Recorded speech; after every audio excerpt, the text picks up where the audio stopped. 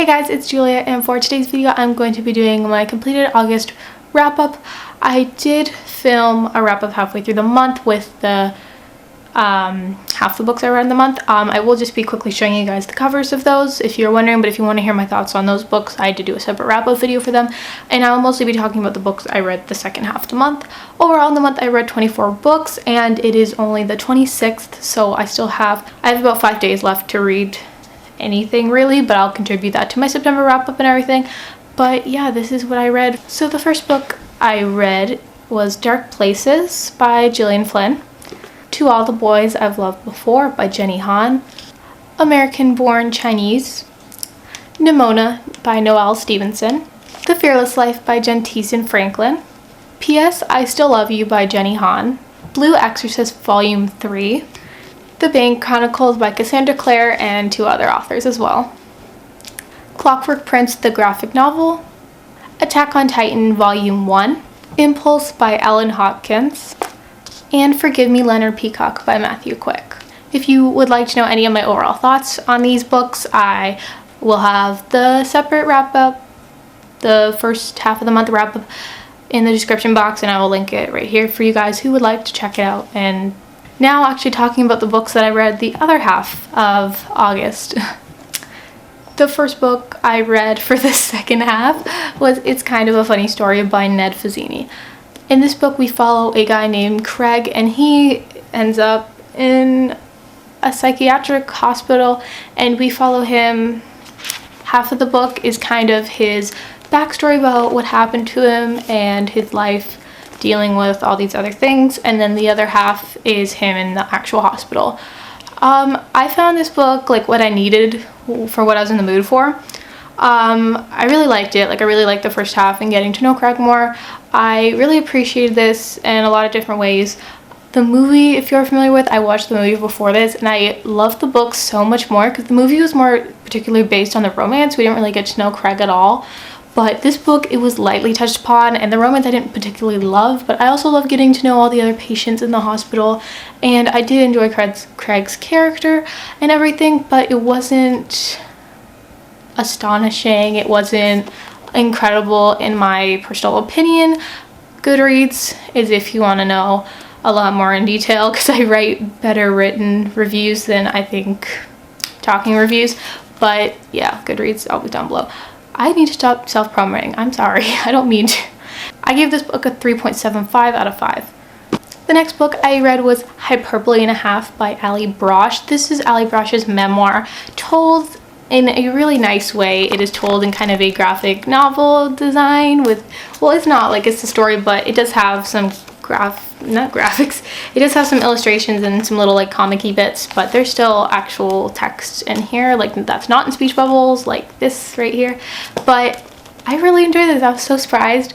I thought it would just be kind of like a little laugh and then that's it, but it was actually really, really nice. I loved the illustrations. They were stunning, and I really loved getting to know this human being, and I really liked the stories. They were all funny and humorous, and there was some more serious ones which I also appreciated.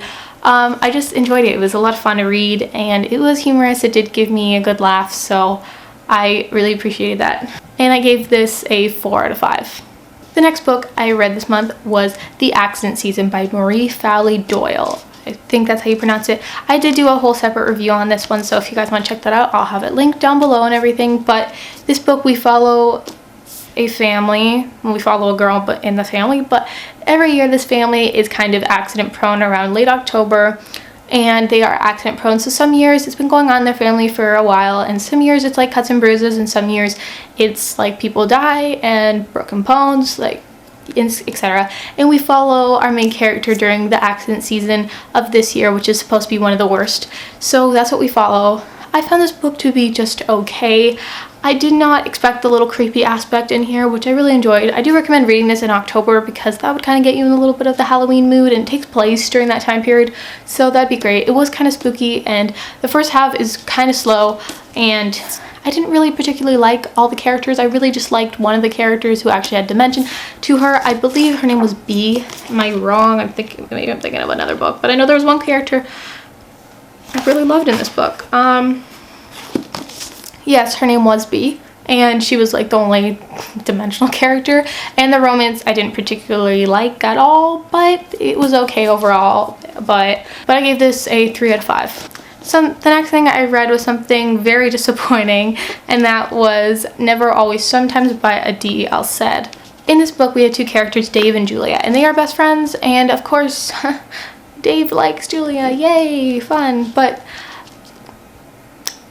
this book, basically they write down a list of all these high school cliches they never want to do, that particularly a lot of people in high school tend to do, you know, dye their hair, go to this party, blah blah blah, I don't know. And basically one day they're bored and they decide to do everything on the never list, and that's what they do. I really love the concept. Okay, the concept is good, but it wasn't done, in my opinion, well. I actually did DNF this book. I got around 40% through and I just couldn't take it. I knew I was not gonna like this by the end. It wasn't, the writing I believe was in second person if I'm not mistaken. I don't particularly remember. It was earlier in the month I read this. Well, not too early, but whatever. I've read a lot of books in between, so whatever. But I believe this was written in second person, and that kind of was meh to me, but I just didn't like the way it was written. And Dave was, he was okay, like he wasn't a horrible character, but he was always drooling over his best friend, and I was like, can you shut up please, this is annoying me.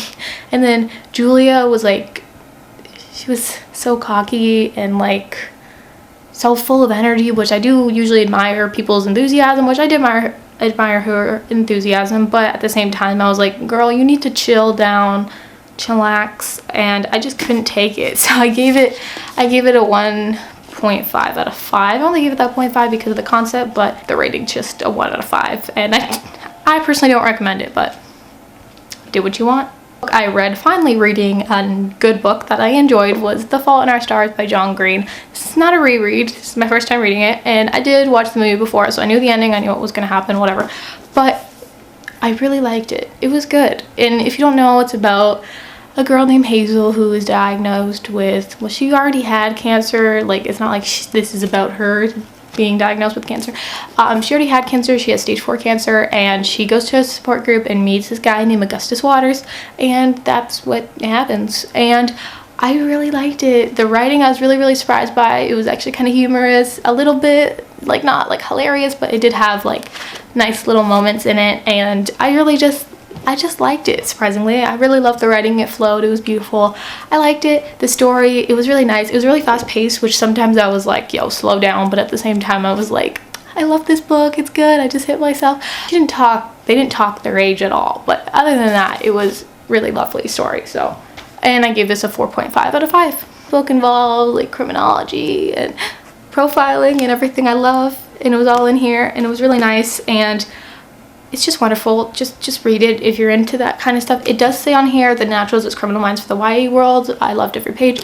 That's one of the blurbs, but I don't particularly like my favorite show ever being compared to a book, but I did really enjoy this like a lot. It was fabulous. I can't wait to pick up the next one. I did have some issues with it, but they were more spoilery issues, so Goodreads always has those if you're interested.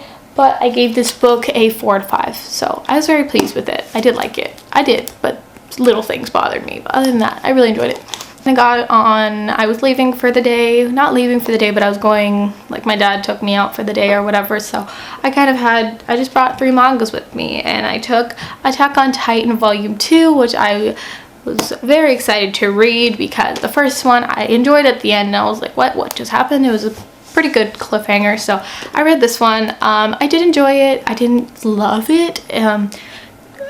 It's getting a little iffy for me in this one, but I will probably continue, but I'm in no rush. But I gave this a 3.5 out of 5. So. And also, I read Black Butler Volume 4. Is this 4? That's 4. Black Butler Volume 4. I really like this one. It's good. I enjoy these. Not my favorite. Like, I think out of the 3 graphic novel series I'm currently reading, out of the 3 mangas that I'm currently making my way through, I love Blue Exorcist the most, but I am really enjoying Black Butler, and it's getting better by every volume, so I appreciate that, and I gave this a 3.75 out of 5. Next, I read Black Butler Volume 4. I really enjoy this. If you don't know what this is about Satan's son, and he wants to become an exorcist, so he goes to school for that, and we follow that, and I love this. It's so good. I love it. It's so cute. Not cute, but it's good. I like it. And I'm really enjoying this. I gave this a 4 to 4.5 out of 5. I just like these. They're they're good. They're fun. I like them. Next, I read a book that I just really loved, and that was The Fill-In Boyfriend by Casey West. And in this book we follow what's her name? We follow a girl named Gia, and basically on her day of prom, she's in the parking lot and she gets dumped by her boyfriend, and all her friends were supposed to meet him that day, and a lot of them had disbelief that he actually existed, and she was about to introduce them to him, and then she gets dumped, so she can't go in alone. That would make her look bad, and all her friends would start about it. And so she kind of just sees this guy in the parking lot, and she asks him to fill in, and then they start kind of doing it to each other, and they form a bond. And I just loved it so much. It sounds so cliche, but it was exactly what I was in the mood for. It was fluffy, it was fun, and I really enjoyed the characters and the romance, and I loved it. It was so good. Now I was always smiling while reading this, and I just really liked it. And I liked it so much that I gave it a 4.5 out of 5, so definitely loved this a lot. I don't know why I loved it so much, I just loved it. It was great. Next, I read a book that has a ton of love and that I was unfortunately disappointed by, and that was Every Last Word by Tamara Island-Stone. This book, we follow a girl named Samantha who has been diagnosed with OCD, and we follow her trying to hide it from her friends who don't know about it. And yeah, we follow that, and I feel so bad. My rating, I felt so bad after, but because no one likes giving bad reviews. I don't. It's not a good feeling, but the writing was beautiful. I really appreciated the writing. This author is very talented at writing, I will say that. The writing was gorgeous, but the story, the characters, didn't do it for me. I found this book very unrealistic. I don't think it portrayed OCD as well. Like, she was diagnosed when she was 10, and she's been hiding it from everyone in her school since she was 10. How do you hide something when you're 10 years old? Like, you can't hide that. This is one thing that's kind of hard to hide from people, and the fact that she was 10 and she was trying to hide it, that's kind of a little young to not, I bet people would notice, you know what I mean?